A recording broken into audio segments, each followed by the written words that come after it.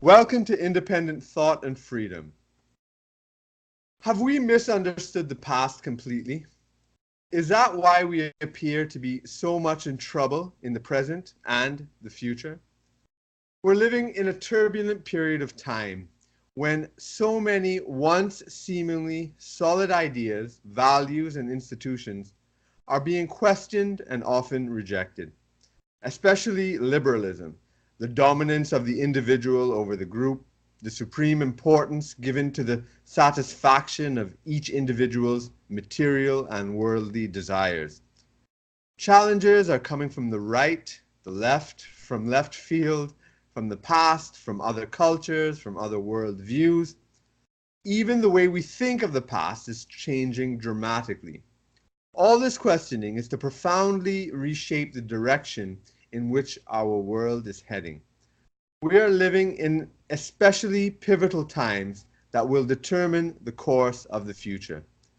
One of the most challenging, wide-ranging, truly radical and controversial thinkers in this movement and moment is E. Michael Jones, magazine editor of Culture Wars since the 1990s, lecturer and writer. And he's been a leading social critic for over 2 decades. He's written over a dozen books, including Degenerate Moderns, Monsters from the Id, and The Slaughter of Cities. E. Michael Jones is an unusual independent thinker, firmly in the Catholic tradition, in intellectual rebellion against seemingly the entirety of the modern world. His interests and knowledge are incredibly wide-ranging, from history to economics to global politics to theology to sociology. He's extremely challenging, fearless, bold, committed, and controversial. I'm so glad to have him on this podcast. Welcome, Michael. Thank you. Thank you. That was very kind of you. Kind introduction. Well, thank you. Did you think it was fair? Is there anything you would change? No, it was great. Okay, excellent. Sorry? I'm glad you said it. It had to be said.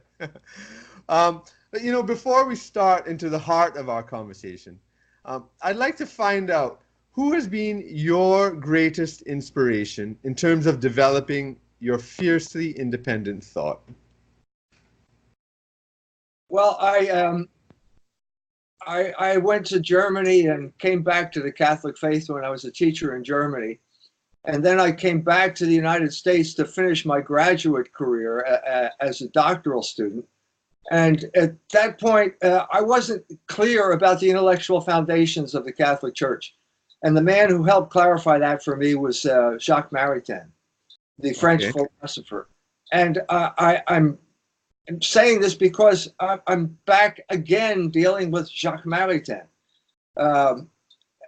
Back then, I wrote a dissertation on Nathaniel Hawthorne, and it was called The Angel and the Machine. And I got the idea from Maritain's book, Three Reformers, who talked about Luther and Descartes. Can you tell me what years you're talking about when you were doing your PhD, when you went to Germany and so forth? I came back to the United States in 1976. And from 76 to 78, I was kind of trying to figure out what to write about. And I was reading American literature. I was really interested in America because I lived in Europe for about 3 years. And suddenly I realized that this was something that could be understood rather than just lived unconsciously, which is what I had done up to that time.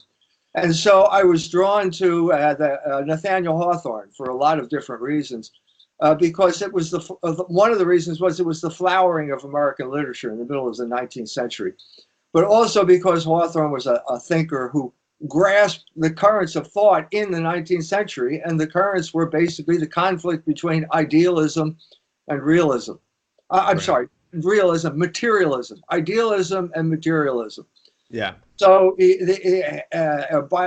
came of age around the 1830s. Hegel died in 1831. Hegel was a huge figure, the culmination of the German idealist movement, and everything collapsed after Hegel. The entire history of philosophy just collapsed into materialism. And Hawthorne was confronting this, and so I came up with two symbols, which are actually in Hawthorne's writing. It's the angel and the machine. You know, the angel is the subjective consciousness looking for some type of entry into the world. The machine is the world of materialism. How do these two worlds fit together? Well, they don't. And I'm grappling with that now because I'm writing a book on Logos. And it turns out that I think Jacques Maritain was in many ways the culmination of the history of Logos at this point. And I say this having written the chapter on Hegel. Hegel says that Logos, the vehicle of Logos, or Vernunft is the word he used, was the state. And at this point, we saw the rise of the American empire, and Jacques Maritain was at the center of the American empire at a crucial turning point in its history. And you began by talking about history. And what I've realized is that we don't know our history. That's the crisis. Yeah. We were told certain things. We were told that we were engaged in a project called liberation, called freedom. Yeah. And what I think I explained in my book, Libido Dominandi, is that everything that these people call liberation is really a form of control. Yeah. So we're talking about, if you get back to that period in American history, social engineering was ruling the world at that point. It ruled the United States. It was involved in the destruction of Catholic parishes throughout the country. And sexual liberation was a form of social engineering that was taking place at that time. And I had to discover this all on my own because the history books will simply not tell you about it. They will not talk about it. You know, what's your view of Aldous Huxley's Brave New World? This is an Englishman who was at the heart of this new technology, this new psychological technology, who basically spilled the beans. He explained what was going to happen. Yeah. It was a much more prescient book, I think, than 1984 because he was writing as an insider. So he talked about soma, using the Hindu word basically as drugs, the role that psychotropic drugs were going to play, things like Prozac, calming people down. He mentioned pornography as a form of control. All of this kind of soft utopia that was in the works in the 1930s got implemented in the United States first. And I was born in 1948. I was a guinea pig in a social experiment that no one explained to me. And my entire life has been dedicated to finding out what happened to me and to my generation. And by extension, the rest of the world. Because once the Catholics were conquered in the United States, then this social engineering got projected out on the rest of the world. The classic example being contraception. The Catholics fought against contraception in the United States. They were defeated. And then once they were defeated, the government would implement this policy throughout the world, including India. Indira Gandhi implemented a draconian, absolutely disgusting population control policy in India, where they were giving illiterate peasants transistor radios in exchange for sterilizing them and not explaining to them what was going on. It was so horrendous. There was a worldwide reaction against all of it. Every single leader in the world at that time who went along with the Rockefeller program of contraception was driven from office by his own people. Indira Gandhi was assassinated. The Shah was driven out of Iran. Marcos was driven out of the Philippines, and Anwar Sadat was murdered in Egypt, all in reaction to this form of social engineering. That's a good entry point into, I suppose, some of the concerns of the podcast in general too, about the global view as well. I definitely do want to get into the American experience, which you started from, but let's take it from the global part, since I'm coming from Trinidad and Tobago, and that's the theme in the podcast, looking at the development of global history. I was intrigued that you were invited by Bishop Michael Mzongila in, I think I've pronounced it wrong, Mzongazila, I think, in Tanzania. Yes. to do research on Julius Nyerere. I was very surprised when I first learned of that. And then you wrote about development economics. Could you please kind of elaborate on that, because that's something that's very, very interesting to me. Yeah, Julius Nyerere was a major figure in what used to be called the Third World. Nehru, Indira Gandhi's father, I believe. Yeah, Jawaharlal Nehru. Yeah. He was another figure, and this was the Third World. Tito was a major figure in the Third World. There were groups of people who didn't want to align themselves either with the Soviet Union or with the United States. They wanted to pursue some type of independent path. And Julius Nyerere was one of them. He was one of the leaders of the Third World. They had the conference in Bandung. The United States CIA perceived this as a serious threat. And they got swept up into the Cold War, whether they liked it or not.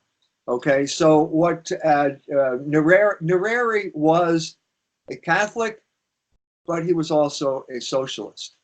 And I say that because he was anointed by the Socialist International as a future leader, because the British knew they were withdrawing from the empire. India was the first to go, and then after that, one colony or another was given independence. So the socialists in England wanted people on the ground who could pursue their policies after the empire left. And Nyerere was one of them. He was given a scholarship to go to Edinburgh.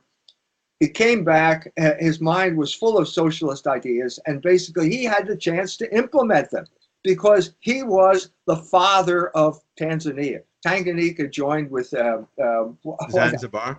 Zanzibar, they created Tanzania, and he was the father of that country, and he was a genius, okay, when it came to being an orator in Swahili. He could travel around that country, he could speak in Swahili, he could unite the country, and he was not a corrupt man of the sort that basically took over after the imperial powers left Africa. The classic example was the Congo, where Patrice Lumumba is elected by the people. He gives a speech in which he outrages, angers the colonial powers, the Belgians, and they immediately come back after independence. 11 days after independence, they create an insurrection, and basically Katanga separates from the Congo because that's where all the minerals are, and that's all where the imperial powers are interested in, raping the country's natural resources. And basically they put a dictator in, Mobutu, who had the distinction of being the richest man in the world at the same time that his country was the poorest country in the world. That explains everything. That's everything. The world communist powers got involved. Che Guevara went to the Congo to basically avenge the death of Patrice Lumumba, and Nyerere was involved in this. Che Guevara could not do anything without Chinese arms coming through Tanzania into the Congo. He simply could not have done this, and Nyerere was involved in this. Now, this creates a conflict when you're proposing someone for sainthood in the Catholic Church, which is exactly why I was in Musoma doing this research.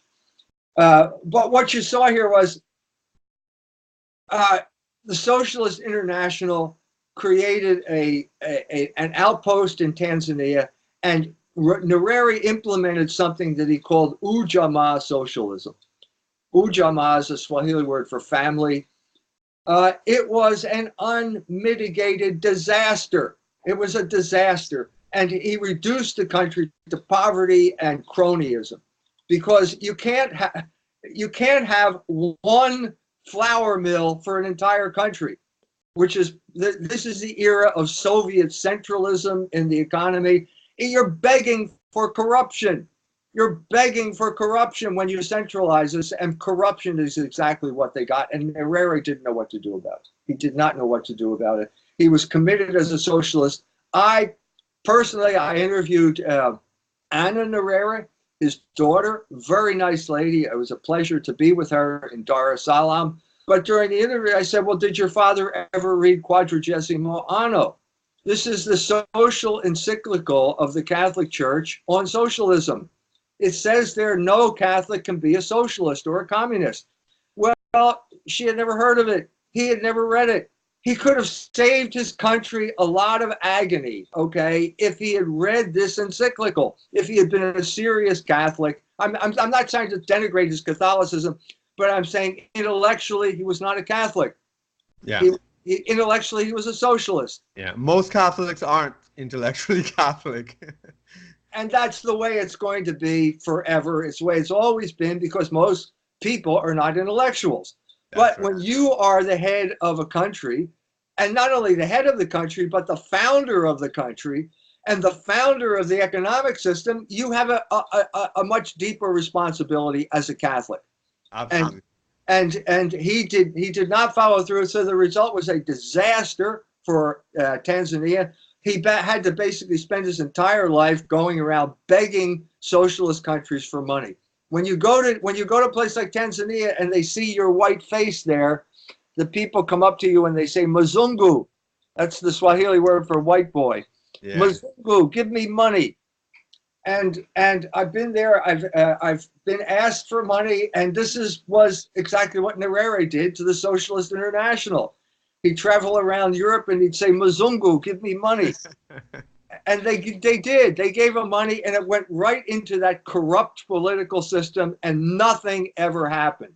So the title of my book is The Broken Pump in Tanzania.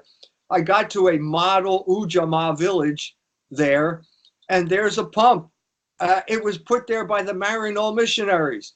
A great heroic bunch of men from the United States of America came there after World War II, and they installed this infrastructure. That pump is broken. It's been broken for 30 years now. Okay, this is the legacy of Ujamaa socialism. But worse than that, it led to privatization. Nyerere's successor completely went in the opposite direction. He turned the country over to the privatization looters, because this is what the World Bank was promoting at that point. And you had a replay of what happened in the Soviet Union. Yeah. Actually, before it happened in the Soviet. So this is the tragedy of contemporary life. After the World Bank switched from socialism to ruthless casino capitalism, basically the countries were privatized and looted, and they were meant the end of the third world. They were all relegated to permanent endemic poverty. And so just to bring this up to date, I was in Kenya in February, and gave a keynote address at Catholic University of East Africa on their conference. And then we traveled to the west of Kenya, lived on a shamba. And you go into a place like Bungoma in western Kenya, and the first thing you see is the marketplace, and the first thing you see on the marketplace is Mutumba. Mutumba is the Swahili word for used clothing. Used clothing is wrecking the economy of East Africa. They know that. They passed tariffs, which is the smart thing to do, all the East African countries. And as soon as they did this, the Jewish rag pickers from New Jersey complained, and they went to the Treasury Department, where one of their boys is running the Treasury Department, and they immediately threatened Kenya with sanctions, and Kenya backed down.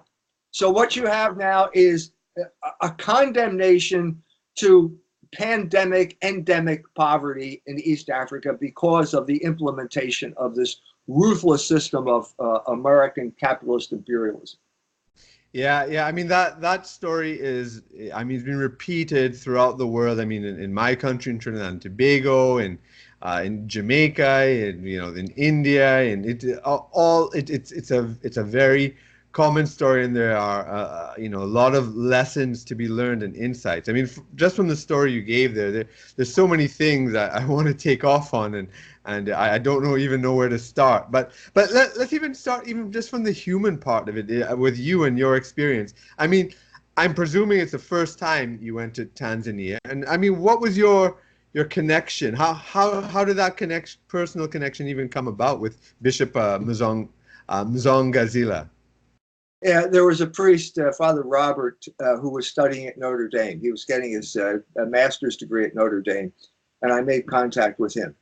And we talked, and I talked about, I was interested in Julius Nyerere because I'd heard about him, and he arranged to have Bishop Mzongazila invite me over there to work on that project. The short answer is, without the Catholic Church, this would not have happened. The Catholic Church is a vital force in East Africa. And when I went there, I mean, I think that there's a big difference between Tanzania and Kenya.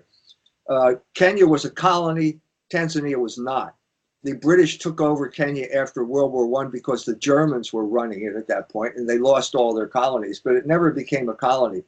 So Nyerere used to say, well, if you want to see the mentality of the British Empire, go to Kenya, but don't come to Tanzania. Well, there's a positive side to that, okay, I think, because I think that the Kenyans are in many ways, I don't want to make invidious comparisons here. What is this Mzungu doing talking about? But I'm saying that there was an element where if you want to get into Tanzania, you have to speak Swahili. I was in Dar es Salaam, and I'm talking to meet some man, and he's, you say a few words, you introduce yourself in Swahili, you say hello, that type of thing. And then he starts talking to me, and I said, well, I'm sorry, I don't speak Swahili. And then he says to me, well, what are you doing here then? I mean, why did you come to Tanzania if you don't speak Swahili? So there's a sense in which it created unity among all of those tribes, 76 different ethnic groups in Tanzania, created a kind of unity in a way that, let's say, Dutch or Danish creates a unity among a group of people, or Hungarian. Nobody speaks Hungarian. So you're basically part of a club here, and you've got, and that's what it did with Tanzania, with Swahili. It unified it because it's not a tribal, it's not one of the many tribal languages, but at the same time, it cut them off from the real universal language, which is English. And that did not happen in Kenya. So Kenya has has the advantages of being a colony. They had an ugly incident in Kenya, the Mau Mau uprising in the early 50s, very ugly, atrocities on both sides. But they seem to have gotten over that. That did not happen in Kenya. In Tanzania. That type of thing never happened in Tanzania, but it did happen in Kenya. But Kenya is now on the verge. I think the Catholic Church is deeply involved in all of these countries. The Catholic Church is the vehicle of Logos in history. It's been that ever since St. John wrote his gospel in Greek. Ever since he wrote those 3 sentences in Greek at the beginning of the gospel. In the beginning there was Logos, and Logos was with God, and Logos is God. Ever since that, human history has changed, and the Catholic Church has been the vehicle of Logos in history. And what you see in East Africa is a moment now where the Catholic Church is starting to teach the people how to work. I think this is the crucial. I get in trouble with the white boys because they're always talking about the superiority of Europeans and attributing it to some type of mysterious racial characteristic that all these Europeans have. And I say the only difference between Africa and Europe is 1,000 years of Christianity. It was Christianity, it was a vehicle of Logos. If you're talking about Germany, it was Christianity that taught the Germans how to work. And that's not something you learn overnight. And that is the main issue right now in Kenya, is the mobilization of labor and the creation of the basis for a local economy. And that means eliminating Matumba and starting with the agricultural basis for the cloth industry. Let me ask you to explore some of those ideas. I mean, there's tons and tons of stuff there that could take us for hours and hours. I mean, but let's take your central idea about Catholicism and Logos. What would be your response to this sort of Malcolm X critique, which profoundly influenced me because I was raised a Catholic. I have profound respect for Catholicism, but I'm not a Catholic anymore. And one of the things that my father is still a Catholic, and sometimes I will attend Mass and so forth. But one of the things that that profoundly affected me was when I started to read Malcolm X in the 1980s, before he became a icon, when he was still dangerous. And the whole idea of the cultural imperialism of Christianity over the non-Christian world profoundly affected me in terms of the way I understood the way it sort of distorted my sense of self in the world and in history.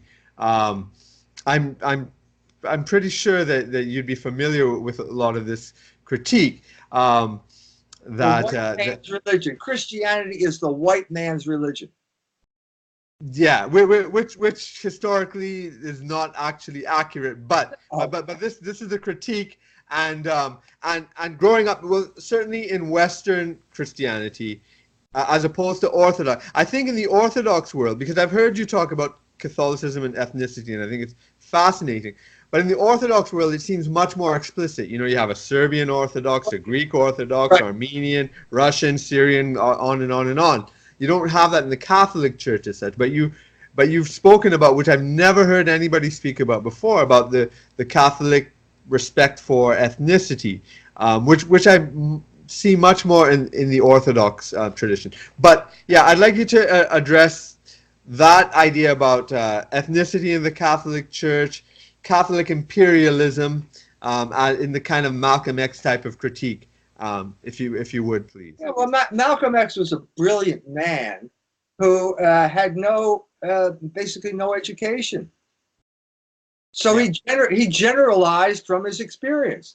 Yeah. And his experience was the experience of racial segregation in the United States. Well, I mean, that's a kind of small basis. You know, the trouble is if you generalize from that type of thing, and then you get involved with a religion like the Black Muslim religion, which is, I mean, kind of bizarre. You know, the evil scientist Jacob creating white people, created by a guy named Fard in Detroit. I mean, this is, you're giving, he doesn't have the material to put his intelligence to good work, to good use. That's the problem with somebody like Malcolm X. And he didn't live long enough to break out of it. So he suddenly ends up in a complete dead end. You know, he's he knows there's something crooked about the civil rights movement. And he was right. There was something crooked about it. I deal with this in the Jewish revolutionary spirit. The whole Black Jewish alliance and the complete co-optation of somebody like Martin Luther King, who was, again, a noble figure, but a man like his namesake, Martin Luther, who was a slave to his own passions. Luther was a slave to his passions, and Martin Luther King was a slave to his passions. And as a result, he also died young.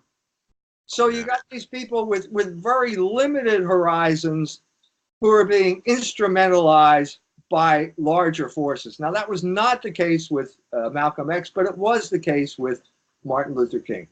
So Martin Luther King is basically going to end the segregation system in the South. The Jews wanted that system gone. They were heavily involved with Martin Luther King's campaign. They were the fundraiser. Stanley Levinson was the fundraiser for this campaign. And it was, in many ways, a revolutionary movement to overthrow the government of the South. And it was successful revolutionary movement there. And then his backers basically, you know, the saying is, he who pays the piper calls the tune. Yeah. So Nelson Rockefeller gave him $25,000 to go to Chicago. Well, there are no segregated water fountains in Chicago. Yeah. What are we talking about here? It's a completely different situation, but Rockefeller was interested because this was the main villain from the point of view of the Rockefellers at this period of time was the Catholic Church. And it was the villain because the Catholic Church did not approve of contraception, which was the main form that the Rockefellers were using to basically take over the world. I've already mentioned what happened when the Catholic opposition was broken. So Martin Luther King goes to Chicago and he shows up and he doesn't have a clue about what he's talking about. So he shows up at Marquette Park. Now, before he showed up there, the people of Marquette Park thought they were Lithuanian Catholics. because that's what it was. It was a Lithuanian neighborhood. If you were Polish, you probably had trouble buying a house in Marquette Park. If you were Irish, you weren't welcome in Marquette Park. All these people were white. It had no meaning whatsoever. But when Martin Luther King shows up with Jesse Jackson, suddenly all those Lithuanians become white guys. Yeah. And at that point, they lose the battle because as soon as you're white, you're a racist. Now, this is the untold story here of what happened here. We live an era of mythology. To be clear, so are you saying that the civil rights, I mean, I fully accept, and it's historically correct for people who want to check the facts about the funding of the NAACP and the communist involvement in the Southern Christian Leadership Conference and so forth, and that's indisputable. And Malcolm X called it out always. He always saw who was backing that movement. But are you saying that the backing of that integrationist movement and that racialization, which is a very interesting thing you're talking about, you're saying that they broke up the sort of Irish, Lithuanian, Greek, Italian, whatever, Sicilian, well, even, if it gets even more granular sometimes. Yeah, they were breaking up those old European ethnicities, which had their neighborhoods and their way of settling in the United States. So that whole breakup of the ethnicity and the race, the breaking into binary black and white blocks was part of the contraception issue in the Catholic Church was driving that? Are you saying that was the driving force? Yes, absolutely. Absolutely.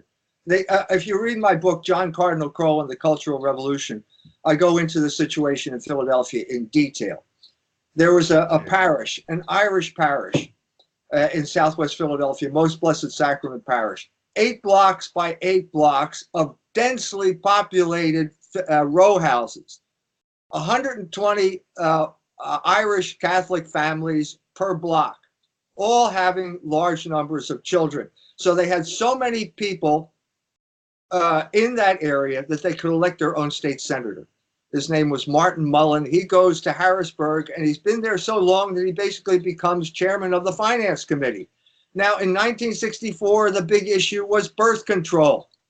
And the WASP and the Jew, the white Anglo-Saxon Protestant and the Jew, were aligned in groups like the Americans for Democratic Action, which we would call liberals. Okay, these were the left that broke with the Soviets after World War II. Okay, they are united in their hatred of Martin Mullen. Martin Mullen is the most hated man in the state of Pennsylvania because he held up the budget bill because they wanted to include state funding of contraceptives in black churches. It was the black churches that were the vehicle for contraception, the contraceptive genocide of the black people. And he held it up, white Catholic Irishman from Southwest Philadelphia, and he was hated. So what was the answer to that? The oligarchs, the Jews and the WASP, used the black people as their proxy warriors. The instrument that weaponized this group of people was the Ford Foundation. The Ford Foundation would fund people like Reverend Leon Sullivan with a big black church in North Philadelphia, and he would recruit people from North Carolina, South Carolina, come up, and they would drive the Catholics out of their neighborhoods. So between 1966 and 1976, all of the Catholics were driven out of Most Blessed Sacrament Parish and dispersed into Delaware County, where they lost their political power. After that, there was Martin Mullen could not get elected. That meant there was no opposition to contraception. That is how it worked. That is how the oligarchs used proxy warriors, black people as proxy warriors, to bring about the contraceptive regime in the United States of America. All right, let me ask you to reflect on some new material that I'm going to give you. I'm presuming you don't really know the history of Trinidad and Tobago that much, Trinidad, Trinity, right? It comes from Columbus named the island. It has a strong Catholic history. It was basically for the period of Spanish rule up until 1797. It was basically like a missionary colony to convert the native Amerindians, Arawaks and Caribs and so forth. But and I'll tie it in with my own personal experience, because I grew up in Canada, in Toronto, and I went to Catholic school there. My father's family's Catholic. My mother's family. What year was that? Sorry? What year were you going to school in Canada? In the 70s and 80s. Okay, all right, good. Go ahead and continue. Right, and I not so right. So let's see. In Canada, Catholicism is not the major religion, although you have the separate school boards, and so it was a kind of minority thing in Canada. And you had the Italians, the Filipinos, the Irish. These were the biggest groups in my school where I was at, and there were a few go-ins and stuff. But and then in Trinidad, on the other hand, Catholicism was historically the dominant religion. So it was really weird. In the 1980s, when I was in high school, the Catholic Church changed my life profoundly in my whole direction, because when I was a student, I was kind of into art and computers, and so I still like that stuff, but I wanted to do that. I had no social conscience whatsoever. Everything, I just lived my life, not understanding the wider world. And it was liberation theologists, who I suspect you might have a critique of, but they really profoundly changed me. They, South Africa, El Salvador, these were like issues we were dealing with, like, apartheid, arms race, anti-abortion activism, nuclear arms, all these social issues. It came alive to me through my religion classes and through my teachers who I love still to this day, all my Catholic teachers, religion teachers. And now when I went to Trinidad, and I eventually came to Trinidad to live and work in development, I worked with a Catholic NGO here called Serval and so forth. But it was so different, because the Catholic Church here was the religion of the elite. They were so unintellectual, I have to say. Liberation theology had no kind of role here, really. I found out later it did among a few radicals, but it was so much part of a sort of system of domination over the Africans and Indians that were whose ancestors were brought as slaves and indentured laborers, and it was just this weird sort of difference, and the Catholic Church seemed like an oppressive force in so many ways in Trinidad, in that sense being elitist and part of the imperial exploitation. I have a more nuanced view now, but that contradiction I think was very important, and I'd really like to hear your view of the role of the Catholic Church, let's say in the French colonies and so forth, as being part of the system of domination rather than development. If you're going to get down into the weeds of history, you're talking about Spain wanting gold. Okay? Yep. Spain wants gold. That's what, right. What Columbus was told when he set off, find some gold. And they took Franciscan missionaries with them. Yep.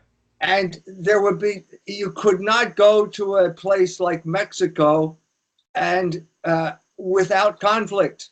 Yep. Mexico was ruled by an absolutely barbaric, maybe barbaric, because it had a civilization, but they were a ruthless, bloodthirsty civilization who dominated every other ethnic group in the area through bloody conflict and slavery, and they marched 100,000 people up onto a pyramid and cut their hearts out at the end of the 15th century. Now, that type of civilization is not going to go peaceably. And so you had to have a man like Cortez, one of the greatest figures in human history. That story of Cortez in Mexico is one of the greatest stories in human history. Okay? And he conquered the Aztecs. Without the conquistador, the Franciscans could not have made it into Mexico. The conquistadors wanted gold. Okay? So you're confronted with this mixed motivation. God understands this. God uses people for his own ends. And so what you had was the conquest of Mexico, leading ultimately to a miracle, Our Lady of Guadalupe. And when I was in Mexico, I realized you cannot understand Mexico unless you understand Our Lady of Guadalupe, because she founded the country. She founded that country, and she looks like a mestiza. And the mestiza they are the cosmic race. And the Mexico was kind of Mexico is this marriage of European and Indian DNA in this new race. Now, if you're going to get squeamish about it, you can emphasize one aspect of this, and there was injustice. If you go to Peru, it's much worse. The situation in Peru was much worse than the situation in Mexico. There were good points to this, and I cover this in Barren Metal. The whole story of the Jesuits in Paraguay was a great story. Those Jesuit reductions where they basically, within a generation, they taught savages how to make musical instruments. It was the alternative to capitalism in the Western world, the alternative to capitalism and slavery, and it was strangled in its cradle by the Freemasons in Europe. Okay, so I mean, you have to deal with all of this complexity of history. Now, if there's one group of people that do not understand complexity, it's Marxists. Yeah. And so what they do is they come and they weaponize history, and they come to people like you in your Catholic class, and they don't come as Che Guevara. He didn't show up teaching you, did he? But you who showed up, it was the Maryknoll order. The Maryknolls, I don't know whether they went to Trinidad-Tobago or any of those places, but they certainly went to Central America, and they went native. They literally went native. It's in the Nyerere book. Read that whole section on what happened in Central America with the Maryknolls. The Maryknolls, during this confusion after the Vatican Council, they convert to liberation theology, which is a form of Marxism. Orbis Press is the main organ for publishing texts of liberation theology. Gustavo Gutierrez is now teaching. He's a Dominican. I would love to talk to him. I've never had a chance to talk to him. He's at Notre Dame, but I haven't had a chance to talk to him.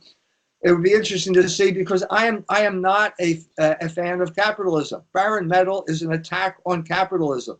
Okay, it's wrong, but that doesn't make Marxism right. And so what you had here is these Maryknolls completely confused, especially the women, the women's order, completely confused by people like Nyerere. Nyerere shows up at the Maryknoll headquarters and tells these nuns, "We don't need you anymore." Whoa, wait a minute, not so fast. And then he says, if you want to come and work with the Tanzanians, you have to adopt the principles of Ujamaa socialism. Well, what's that? Even you don't know what that is. And so it meant that the Maryknoll nuns, God bless them, went to Tanzania and spent their entire day walking to the water hole, dragging water home and picking up sticks, because that's what the people there do. And that's precisely what they needed to come out of, and that's what the early Maryknolls were helping them. But it got wrecked by this Marxism imported into the Catholic Church. And so, as I said, in Central America, the nuns and the priests were fighting for liberation, and they fall in love with each other, and they run off, and they're living in the jungle with the Marxists. It was a catastrophe. They lost their identity, and also they wrecked their beachhead there with the Catholic elites, because they became Marxists. A Catholic can talk to an elite, and he can talk to an oligarch, and he can talk to a peasant, but a Marxist can't. The Marxist immediately defines these people as the enemy. So the Maryknolls immediately alienate the ruling class in these countries, who need to be educated about justice. Everybody needs to be educated when it comes to justice. And you cut off that channel of communication. And I'm saying, I mean, we've known each other, what, 15 minutes now? But I'm saying that I can see you being the victim of that. As a young guy who's being suddenly impressed by the Marxist critique coming out of the Catholic. That's the whole point. It was bewildering. Yeah. And now,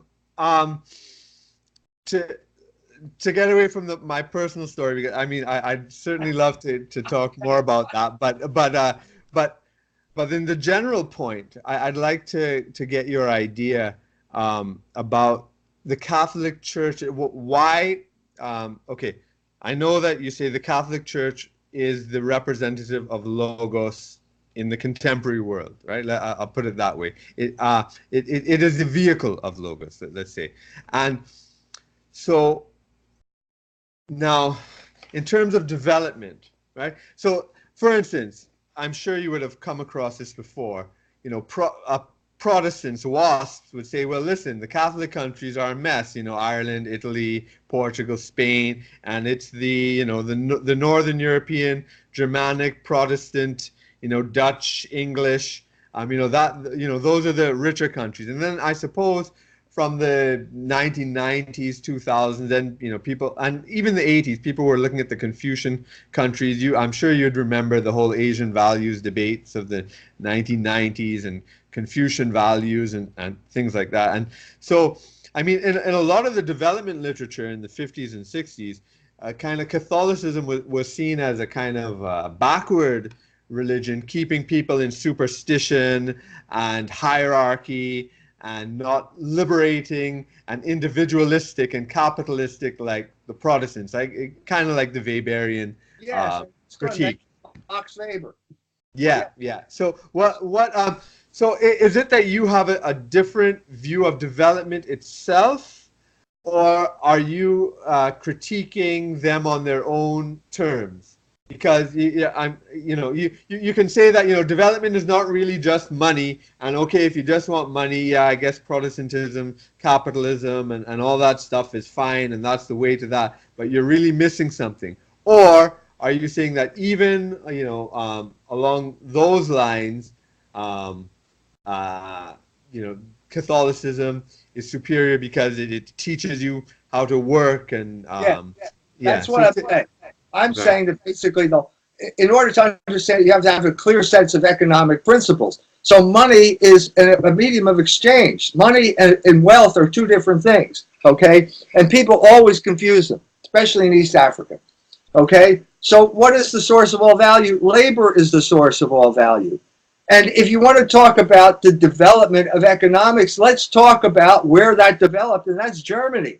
We're talking about the Holy Roman Empire as a successor to the Roman Empire. The Roman Empire failed because it was a manifestation of everything that destroys culture. It was ended up in slavery and usury. They are the same things. We are seeing the same thing in our day. Capitalism is state-sponsored usury. Usury entered the European consciousness, I think, at the time of Faust. Das Faustbuch, at the same time of the Reformation. In other words, suddenly they're saying, well, you can have anything you want because all you have to do is borrow the money for it. And this is so, Faust is in many ways the story of the loan. You get all this money. Oh, wait, you may have to pay it back, and then the devil comes and you go to hell because you didn't pay back your loan. So he repossesses you. This was sweeping through Germany at a time when Germany was in turmoil.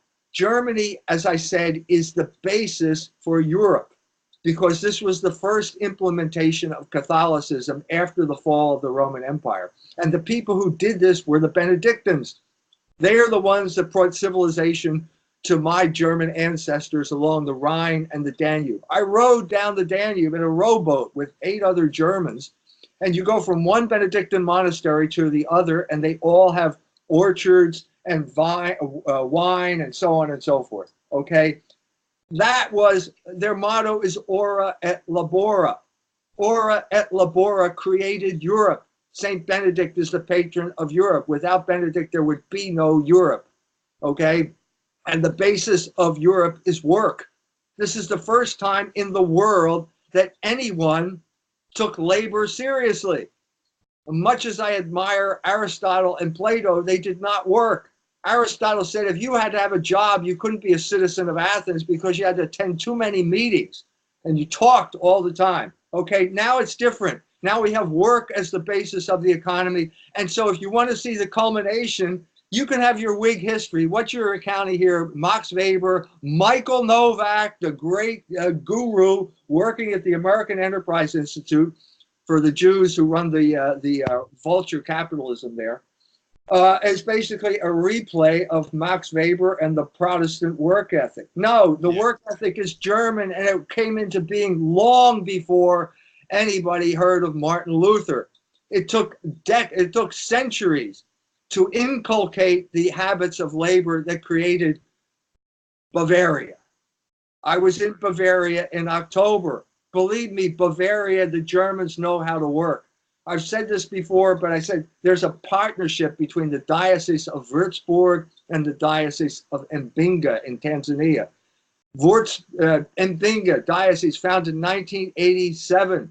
Würzburg, 830.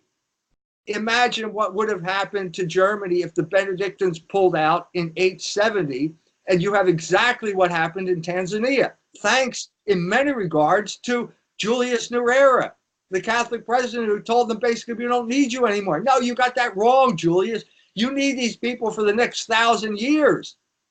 That's what you need, because you need to know how to mobilize labor, because labor is the source of all value. Who said that? Karl Marx said that. Yeah. Okay, but John Locke said it, and so did Adam Smith, and so did Pope John Paul II. They all say that labor is the source of value, all value, because it's true. Now, Marx was wrong because he thought he could calculate a price of a product based on labor without reference to a market, and you can't do that. But that doesn't change the fact that labor is the source of all value.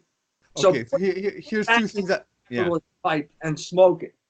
So here's two things that I want to follow up from what you're saying. So I mean, it sounds simplistic the way I'm going to say it, but basically, is it that the conversion to Catholicism, in your view, is the sort of solution to development problems, but it's a long-term solution, not a short-term solution? Is that basically kind of what you're saying? The Germans converted to Catholicism when Winifred Boniface showed up and chopped down that tree.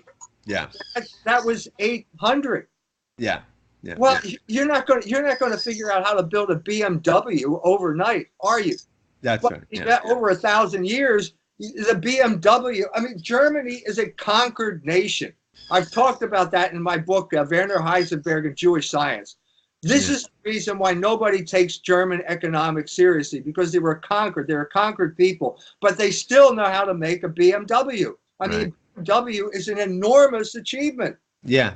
And this is purely the mobilization of labor. My son worked for Ford.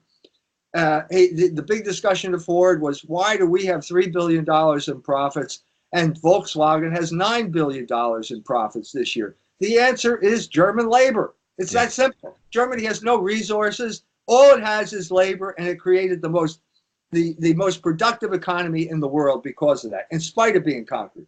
So let me now get to the, I suppose, the cultural implications of that, because I mentioned the Malcolm X critique before, and basically, a lot of people would be resistant because the way the Catholic Church. I mean, the Protestants, I guess, are the real iconoclasts, even with the Catholics. But I mean, but the whole idea of erasing one's ethnicity, one's past, and denigrating one's past, which has come part of the historically, at least, that was part of the I guess, imperial project. So you have that on the one hand, which is, I guess, the main argument that people make. But I can see that you have been developing this other argument that the Catholic Church actually does not do that. It respects ethnicity. So I'd like you to elaborate on that. And also at the same time, we talk about the German work ethic and so forth. What about what's your view about let's say the Japanese, who are also a conquered people, but even in their conquered state, like the Germans, in the post-World War II economy, they've were just like the Germans in terms of creating machines and being disciplined and so forth. So these sort of cultural things. I spent a week in Guadalajara with David Duke. I tried to convert David Duke to Catholicism. Failed, okay, but I tried. And he tried to tell me I was a white boy, and that failed too, because I kept telling him, no, I'm biracial. I'm German and Irish. Okay, but one of the things I talked about there was the Guarani. I got up there. There was, said, what is the national language? What is the official language of Paraguay? And I said, it's Guarani. Well, who knows Guarani?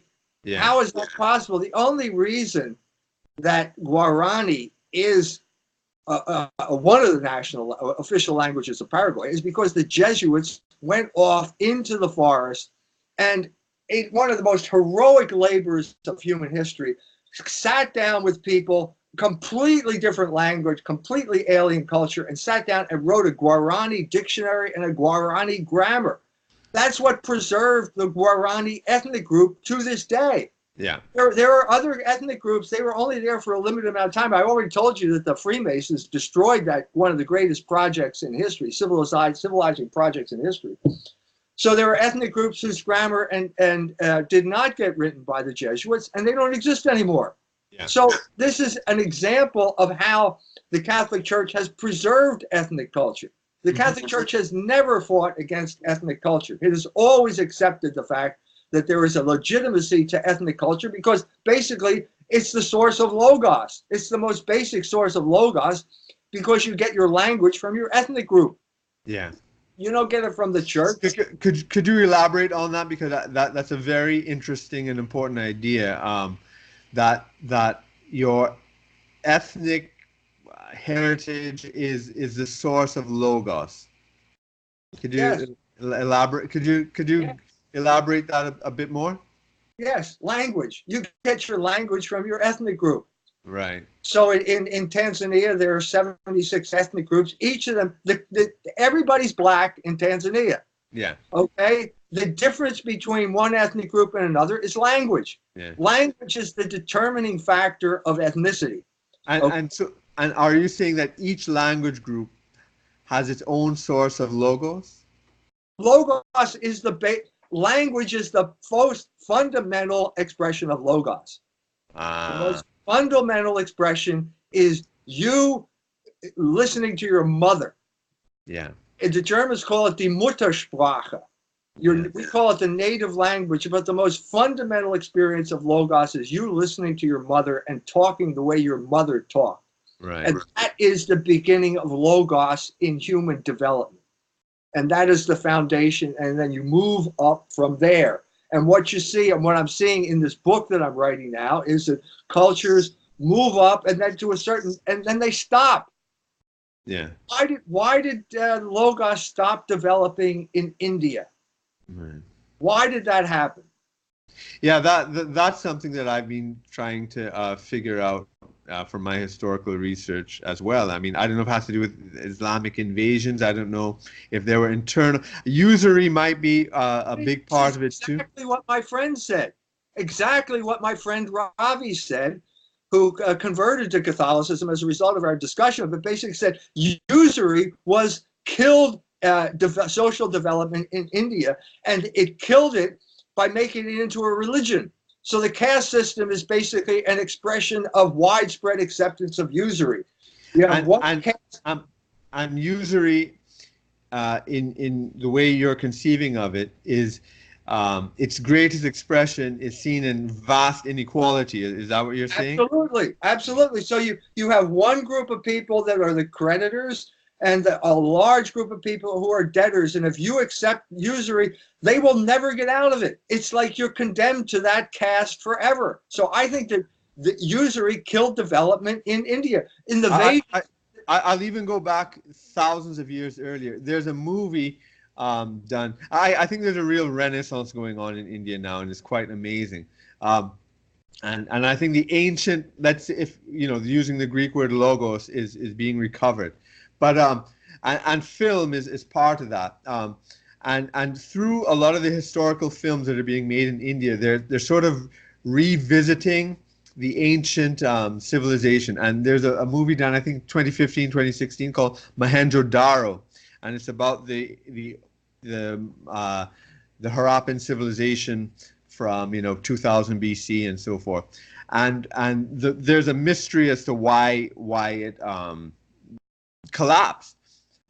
the movie has a very, very interesting premise in it. It's not explored as the main theme, but it's there, which is that it's the Sumerians and their sort of usurious practice and their corruption of the kingdom there, and that eventually destroyed the dam and because it was all based on the ancient Saraswati River and so forth, and the whole civilization collapsed. But because there's a book, I don't know if you have heard of it, called The Sumerian Swindle, which looks at usury from even before the Jewish people were a people, and they're looking at the ancient Sumerian roots of usury and how it destroyed ancient kingdoms in the Near East and the Middle East. And I've just found it amazing that this film, I didn't expect to see it there, that this film was talking about the Sumerians through usury destroying that civilization.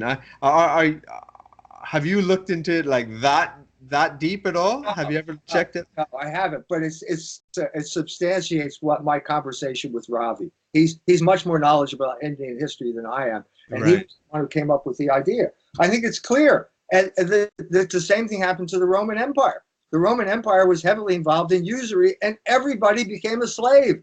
A few rich people, the same thing is happening in the United States right now. This huge destruction of the middle class, and everyone's becoming impoverished through usury, and no one's allowed to talk about it. And I think it's the same thing you're talking about Mobutu in Zaire, in the Congo, where he was the richest man on earth, and it was the poorest country on earth, and I think it's part of the same type of relations. Am I right? That's right. That's right. Yeah. That's right. Yeah. That's fascinating there. But now, say the Orthodox Church and their idea, their sort of explicit recognition of ethnicity. How is that different from?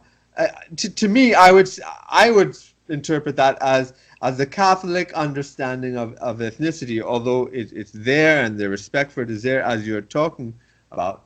But it's not as explicitly developed as in the Orthodox Church, and maybe that's why it's been abused in a lot of the colonial world by some of the elites. Do you think that because a lot of the Catholics in the colonial world who were part of the elites, they are the Freemasons, they are the usurers, so, and maybe would you put it to perhaps that view of ethnicity that the Orthodox Church had that the Catholic Church didn't explicitly develop? The crucial issue here is Rome. Rome was the unifying factor of all of the churches. St. Peter was the head of the church. Okay, Rome became, as soon as St. Peter went there, Rome became the center of the church. Now, it wasn't the center of the Roman Empire. It had been conquered in 412, if you're looking at the first one, to 475. It was conquered by my barbarian German ancestors. And the empire went east, and it was in Constantinople. And that empire continued for another 1,000 years, and that empire was Greek. It spoke Greek, and the other empire spoke Latin. But so Rome, in many ways, was not an important city at this period of time, but it was the center of the church. And it was the only vehicle that unified all of the other churches. You had to give deference to the Bishop of Rome, because ultimately, when you have disagreements, someone's got to solve the disagreement, and it's got to go to somebody, and that devolved onto Rome. Now, when the schism took place, the Greek-speaking Orthodox broke with Rome. At that point, they set something in motion that led to the state church, because there's how can I say this? Diplomatic. There's too much ethnicity here.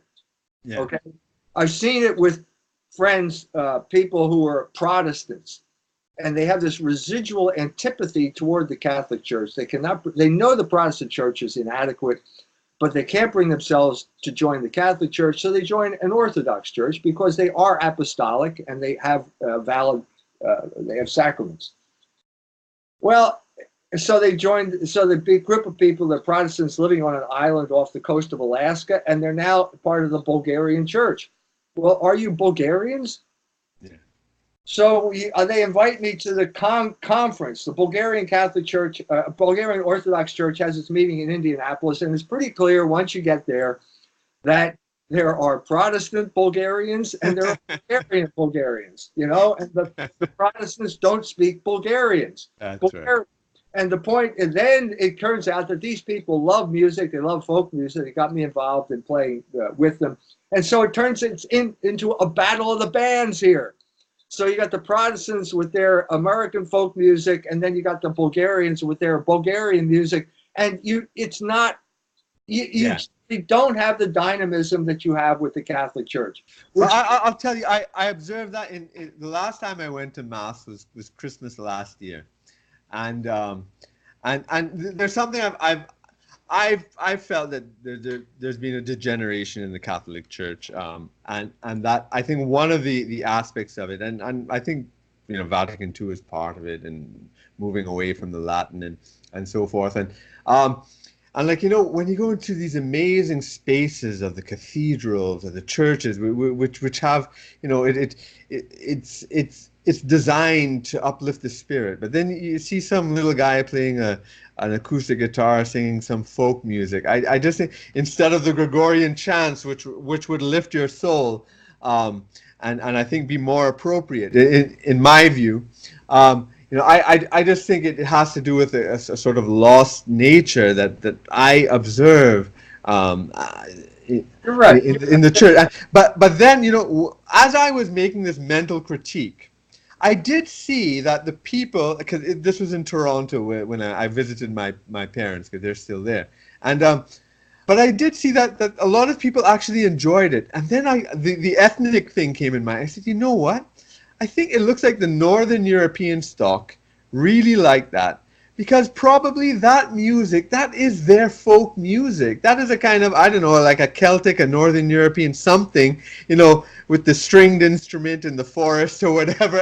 And they love that. They appreciate that in the way that maybe the Southern Europeans and stuff, are into the chanting and into the big thing. And so maybe there's that schism there, because while I see that, then I see a whole bunch of Filipinos over here, and so there are all this sort of different ethnic sensibilities that I didn't see as being properly managed in the ritual, but but it speaks to some of the things you're talking about. Yeah, I stayed in Rome with Father Robert Scaris, who was the head of the Instituto Pontificio di Musica Sacra. Musica Sacra. Okay, and he was responsible for the entire world. Okay, now that's quite a challenge. Music for the entire world. I mean, Ray Vaughan Williams said all music, all classical music is basically folk music. So Bach is German folk music raised to a much higher level. So how are you going to have one ethnic group responsible for the entire world when it comes to music? And then he said, look, I've been in Africa. I've gone to Mass in Africa many times, and they play drums at Mass. Now, Pius X wrote a motu proprio on sacred music, and he said, don't play drums. Anytime you feel the lower part of your body moving in rhythm to the drum, it's not sacred music, because sacred music lifts the mind and heart to God. Well, don't tell that to an African. They get upset when you say that. And when I'm in Africa, they play drums, and in a sense, it's drums and choral. It's a kind of strange combination from my point of view, from the Western, but it seems okay. But you see the crisis here, okay? Yeah. There is a history to this too, as well. Rembert Weekland was a Benedictine who studied at Juilliard, and he became a bishop, and he was in charge of the implementation of music when it came to Vatican II. Now, Rembert Weekland was a homosexual, and I say, if you're a homosexual, that's going to affect every single thing you do. It's so deep. And he's proof of it, because he was the man who introduced folk. What is folk music? You mean Peter, Paul, and Mary? That's what it was. It Yeah. was Jewish. It was this Jewish Greenwich Village creation. That's right. Called folk music. It wasn't Irish music. It wasn't German music. It was folk music. Well, that proved to be catastrophic because it's not musica sacra. Yeah. And as a result, the main other than architecture, the main thing that sets your mind toward God when you walk into a church is the music. Yeah. You have the architecture, you have this great, and suddenly your mind is lifted to God, and then the music comes on, and it's Peter, Paul, and Mary, or the St. Louis Jesuits. It didn't work. That's right. It didn't work. So I don't know what to do. I mean, if you put me in front of on the stand, I played guitar in church. I have to confess it. If it's a sin, I confess that I did it. I don't think it was the best idea. I think there's a history to it, and I think we need to move beyond that back to the depth of the tradition. Now, Pius X also said Palestrina was the model. I have difficulty relating to Palestrina, to be perfectly honest with you. I find Bach much more accessible when it comes to spirituality than I do Palestrina. So there are all things that need to be worked out, cultural things that need to be worked out, because as you are absolutely right.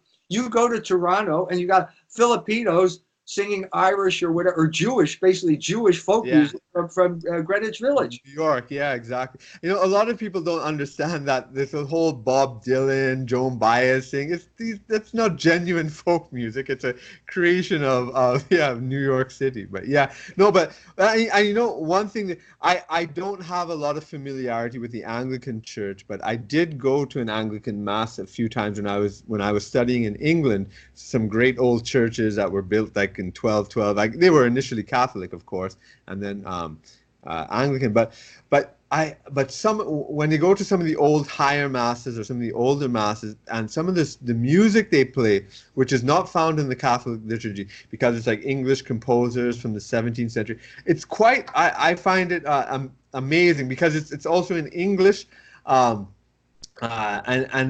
that connection. Of the musical past of England and the high culture to the church, I found that very, very powerful, and I could see what the power.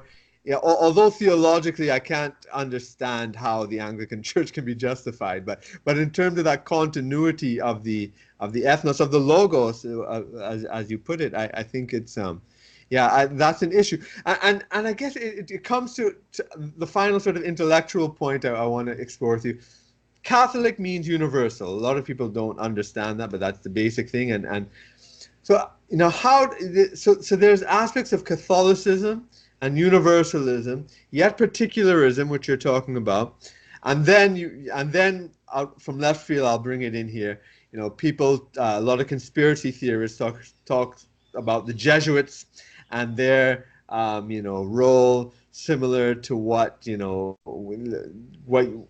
Freemasons and and so forth. So this whole relationship of Catholicism to universalism, then with globalism and with particularism, how do you fit that all together? How do you do that? Well, you go to Europe. And you say, when the Catholic Church had power, did they abolish ethnicity in Europe? No, they didn't touch it at all. Did they tell the Hungarians you can't speak Hungarian anymore? No, they recognized that ethnos is a part of nature in the same way that family is a part of nature, because ethnos is where you get your language. Okay, so they would not challenge that. What you're talking about now, however, is the corruption that the American empire has created in the Catholic Church. Right. And the prime example of that corruption right now is the Jesuit order. And the prime example in the Jesuit order is James Martin, S.J., who is promoting homosexuality. He just promoted an uprising against the Bishop of Indianapolis because at a Jesuit preparatory school, two men decided they were going to get married. The bishop came down on them, not imposed, but said, enforced the Catholic teaching on sexuality, told them they could not do it, and James Martin rushes in and defends these people. The homosexual is the proxy warrior of the oligarch right now. He is now what the black people from South Carolina were in the 1950s and 60s. Okay? Right. The church is always being corrupted by political power. Right. There's always people who want to side with the emperor over the pope. And that's the problem with the Jesuits today. To say that that was the case in the 18th century is preposterous. It's the exact opposite. Read Voltaire. Voltaire was involved with the Freemasons. Read Candide, and it's a calumny against the Jesuits and their heroic efforts in Paraguay. So people who make blanket claims about the Jesuits and international, global, or whatever, are just have no historical sense whatsoever. Because the situation has changed radically, which changed over the period of my lifetime, because the Jesuits became the proxy warriors of the oligarchs during this period of time. The term is a theological term. It's called Americanism. Right. The people who thought that America had a better solution to the world's problems than the Catholic Church. That's the problem in America. It has kind of deforming effect on the church. And it needs to be clarified. And God will clarify it because he's going to bring about the end of the American empire. And that means that these people will be left high and dry. It's an indefensible position right now that the Jesuits are in, defending homosexuality. The only thing that makes it plausible is that they're being protected by the oligarchs and the American empire. That's the problem.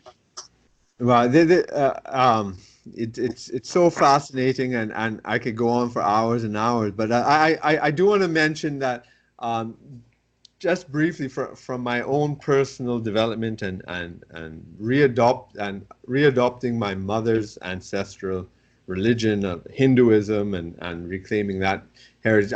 To me, I don't know if you see it as heretic, but I don't see a contradiction between Catholicism and Hinduism. I think the term Hindu is not the proper word, right? That's what the Muslims, the Turks, said for people beyond the Indus River, the Sindhu River. It's Sanatan Dharma is the word, the eternal.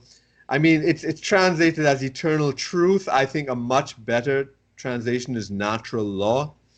Sanatan Dharma, and which my understanding of, the Catholic theology is, and that to me that's its important thing. It's natural law, which I also think is what you are talking about when you speak about logos. But and some of your clarifications here about logos and language and ethnicity, it's very, very important because it's this complex idea of universality. It's not this idea that everybody accepts one thing. That it's this multi-layered idea of universality that's important, and I really think I need to really absorb some of your writings on logos and development more to have an integral view. I was in India. I spent 6 weeks traveling all over India. And I went from one day, we're in the temple of Ganesh. Mm-hmm. And, there's a big rat, a big silver rat on the floor. And the people put the doily on the back of the rat, and they whisper into the ear of the rat, and he goes off. And then we saw the statue of Ganesh and people making offerings to the priest. And then we leave there and we go to the Nehru Science Center. And the Nehru Science Center is the other part of India now. Yeah. Okay. And there is the entire universe. We're going to explain the entire universe, and the beginning of it there is atoms formed. Well, that doesn't make any sense. Okay, I'm sorry. You should have put shit happens. It's basically the same type of thing. In other words, you don't understand. And so between these two things, this is where the Indian mind is, as far as I can tell. So I'm going from one Catholic school to another. Huge Catholic schools in India, thousands of students. My friend Father Cyril founded 3 of them all by himself. 5,000 students standing out in the sun waiting to welcome us when we get there, all wearing Catholic school uniforms. So I'm in Delhi, and I go to the school, and I give a little talk, and there's Sami. Sami, the teacher says, it's 16-year-olds. Any questions? Give a little talk. Any questions for Dr. Jones? And he sits up and he says, can you prove the existence of God? That's a 16-year-old Hindu saying that to me. And I'm saying that's because he understands that dynamic that I just described. He's in the middle. Okay, you've got science, which is completely irrational metaphysically, and then you've got 33 million gods on the other side. And how can I unify this thing? Is there any possibility of unifying this thing? And I said, yes, there is. You can know simply by natural reason that there is a God. One God. Can't be 33 million. It's got to be one. And you can use that as the foundation for your life. And I'm saying that's the situation in India. And as I said before, the Catholic Church is the vehicle of Logos there. He is given an alternative to both of those things when he goes to that Catholic Church, even if they don't ask him to be baptized or whatever. He is given an alternative because the church is the vehicle of Logos there as well. I would like to continue this discussion, but I know that you're rushed for time. But I would say two things: that Nehru Museum is a Western, it's a Western colonial thing. What I think would be a better thing for you to check out is when it's completed, because it's being constructed right now, it's almost finished, is the Vedic temple of the Planetarium, which provides a more authentically Vedic understanding of the universe, and there's no point of origin in that sense because of the cyclical term, but there is an origin of this universe and so forth. But the whole idea of the 33 million gods it's actually ethnicity. It's the same thing as ethnicity, and that underlying all of that is the one. It is the one reality. It's not anthropomorphic as saying one God, but we can get into the theological discussion. But what I'm saying is that there really is no contradiction. There really isn't. I think that Hinduism is imperfectly understood, and much of the fault lies with Hindus. But I think once a proper understanding of the Vedic literature in particular, and many of the other elaborations later, but I think that there's an incredible, fruitful synthesis there, and I would agree with you that in India and in Hinduism, in the Hindu tradition, that Logos was lost. It was lost, and I can accept, just as Hindus accept that God has incarnated on earth in several times and places, that the Catholic Church is a vehicle for Logos today, definitely. I can certainly accept that, and many Hindus do. But if we're moving towards a close, in sum, what would you say your main message is that you want to put out to the world? Because there's so many things you talk about, but what would be the main message in your summing up? I think that we are reaching a point where the result of the American empire is going to be the spread of Logos. And it's not because that's what the American empire intended. Yeah. This is what Hegel talked about when he talked about the cunning of reason. Yeah. God has never been absent from human history.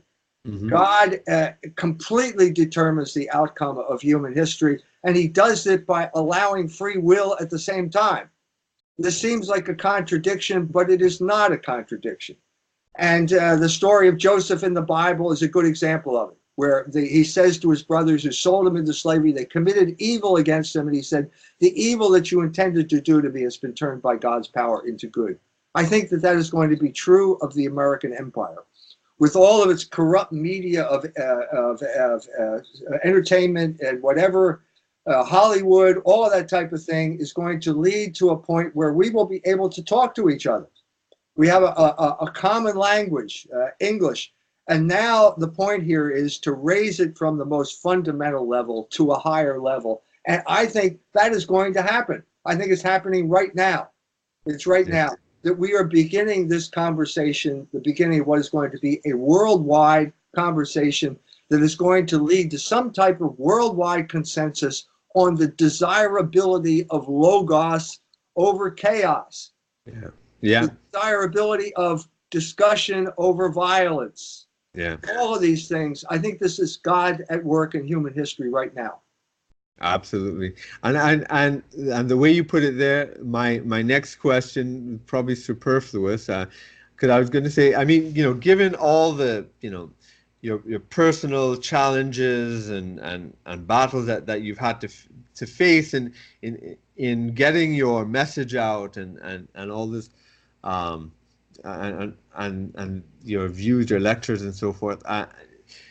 The challenges you faced. I mean, if you had to do it over, would you have changed anything?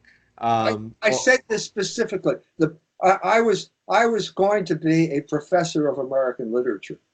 That's why I live in South Bend, Indiana. I got fired 1 year after I got here because I opposed abortion at a Catholic college. Okay, so it was the worst thing that ever happened to me. I bought a house. I have this family I got to raise. I don't have a job.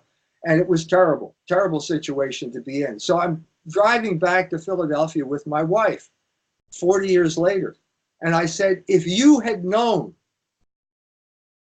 what was going to happen to us when we moved from Philadelphia to South Bend, would you have done it? And she said, of course not.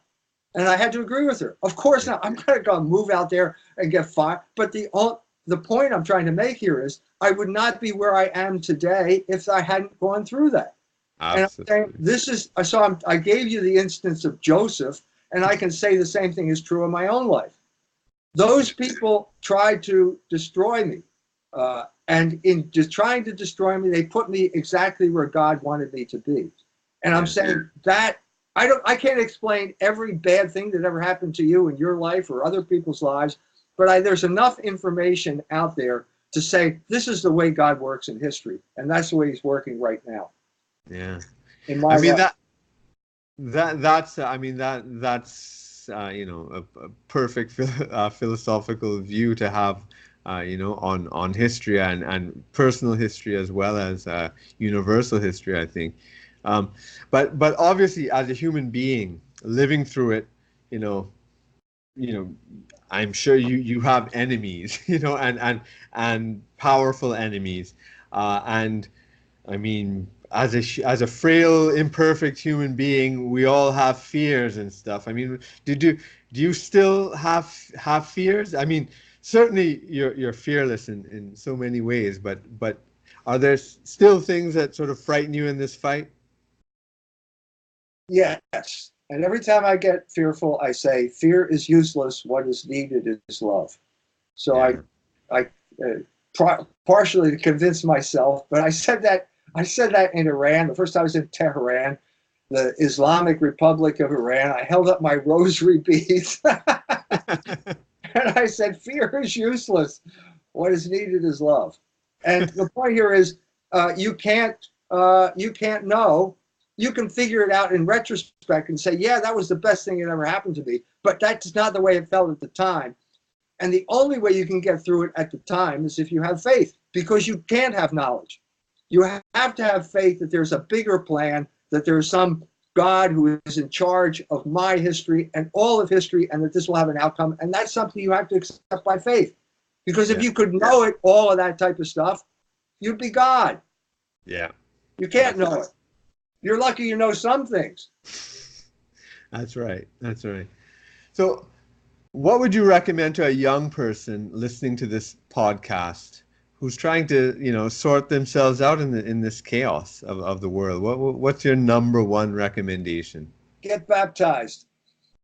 Yeah. Join the Catholic Church, and you will be a member of the cutting edge of Logos in human history. And if you don't believe that, buy the book and I'll prove it to you. The book is almost done. That's why I'm writing this book. It's not a question. Look, we have no choice when it comes to Logos. You have no choice.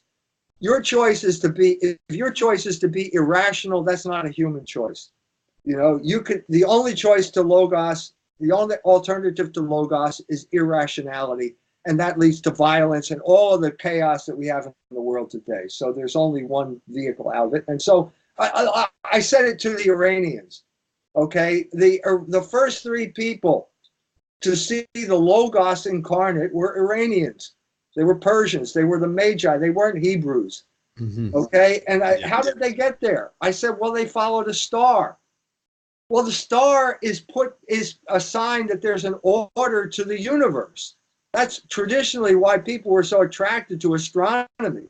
All across the world, India, the Middle East, wherever you could see through the clouds, you were struck by the order. There's a divine order to this universe. So what I told the Iranians is, follow the star. The star is Logos. Yeah. So, well, that takes me to the final thing I wanted to talk about, which is your plans over the next 5 years or so. I know you've got this book. Can you tell us about the book a little more, and maybe any of your other sort of important plans over the next year or 5 years? The only plan I have is to finish this book. Yeah. And if God has another assignment for me, I will do that. And then eventually I'm going to drop dead here over my keyboard, probably. So that's more his plan than my plan, and I can't see the future. So I'm hoping I will get this book done, and then I'll take it from there. It should be out in a year. It should be out by the end of the year. End of this year? Yes. Okay. Well, I look forward to it. I think I think that this is probably kind of your magnum opus. Is it? Is that how you see it? Well, that's for other people to decide. Yeah. But it does tie everything together in surprising ways. Yeah. Like I began this by talking about Jacques Maritain. It ties threads in my life together in ways that completely surprise me. Completely surprised me. Yeah, I think so, because I could see from your extensive books that you've written before, it's covered all sorts of topics, and they do have this underlying theme, and to me it seems like this book is really explicitly bringing it all together. So I really look forward to it. Yes. Yeah, yes. Yeah. Thank you. Well, I want to thank you not only for this interview, but for all the work that you've done, for your sacrifice and your commitment to truth. I truly believe that it's extremely important to be understood and known as widely as possible. I urge all my listeners to subscribe to your magazine, Culture Wars, watch your videos, and visit your website regularly. It's really a deep world of ideas, and it's an entirely different view of history that changes the way you see everything else. I admire your hard work, your prolific writing, your teaching, lecturing, and the sharing of your unique insights, your dedication and determination, and I wish you continued success now and for many more years to come. Thank you. Thank you. It's my pleasure. Thank you. Well, that's all for Independent Thought and Freedom this week. Please join us again next week, and in the meanwhile, make sure you subscribe, leave me a rating, like and share this podcast with your friends. Thanks, and bye for now.